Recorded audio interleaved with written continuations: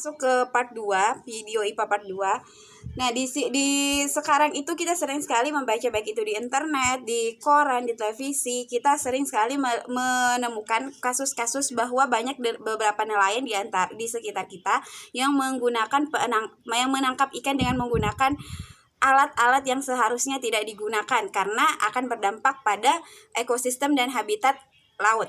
Nah, ada dua macam alat yang sangat tidak dianjurkan, yaitu bom ikan dan pukat harimau. Kenapa tidak dianjurkan? Karena pukat harimau itu dapat menyebabkan hancurnya, penggunaan bom dan pukat harimau dapat menyebabkan hancurnya terumbu karang yang menjadi habitat ikan. Selain itu, penggunaan pukat harimau juga menyebabkan ikan-ikan kecil ikut terjaring sehingga kelangsungan hidup ikan terancam. Karena apa? Karena pukat harimau itu adalah sebuah jaring besar yang sangat besar sehingga apapun yang ada di sekitarnya itu nanti akan tertarik. Nah, itu dapat merusak kelangsungan hidup ikan-ikan yang kecil dan hewan-hewan yang lain yang ada di laut. Nah, adapun jenis-jenis pekerjaan itu ada berbagai macam. Ada pekerjaan yang menghasilkan barang, ada pekerjaan yang menghasilkan jasa. Pekerjaan yang menghasilkan barang itu diantaranya petani, peternak, nelayan, tukang jahit, dan sebagainya. Adapun pekerjaan yang menghasilkan jasa itu biasanya dokter, polisi, guru, dan pemangkas rambut.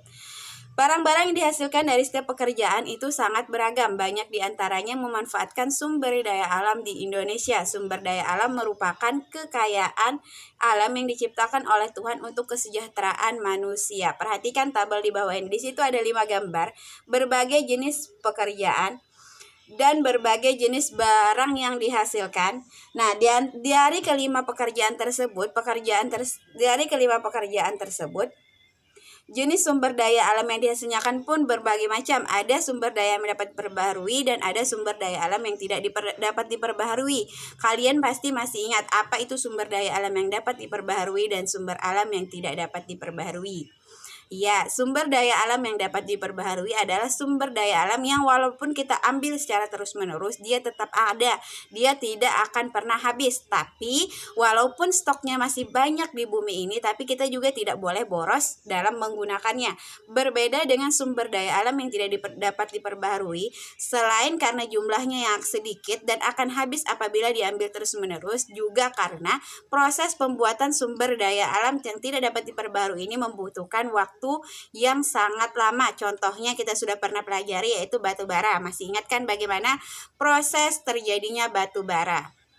Nah, kalian di sini ada sebuah wacana di bahwa ternyata Pulau Kalimantan yang kita tempati ini adalah termasuk pulau yang sangat lebat. Kenapa jadi sangat lebat? Karena di Pulau Kalimantan ini hampir seluruh tanahnya itu terdiri dari hutan, sehingga wajar bahwa masyarakat dunia menyebut Pulau Kalimantan sebagai paru-paru dunia.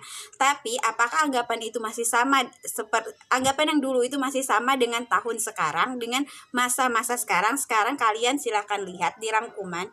Di situ ada ditampilkan gambar tentang berkurangnya hutan di Kalimantan dari tahun 1950 sampai 2005 dan proyeksi terhadap tahun 2020. Kita bisa lihat jelas perbedaannya bahwa semakin tahun hutan Kalimantan yang semulanya lebat sekarang semakin berkurang dikarenakan apa?